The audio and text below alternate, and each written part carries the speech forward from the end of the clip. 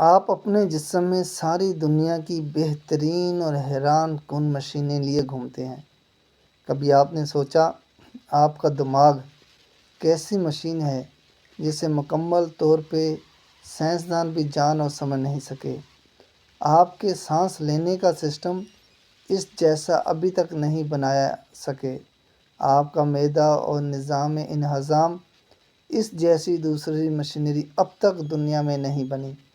آپ کا دل کیسے حیران کن طریقے سے کام کرتا ہے۔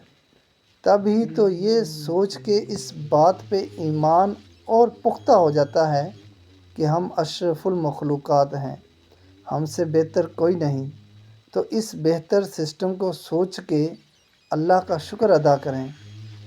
اصل شکر یہی ہے کہ اس بڑے سسٹم کو عطا کرنے کا ایک بڑا مقصد ہے اور وہ مقصد پورا کریں۔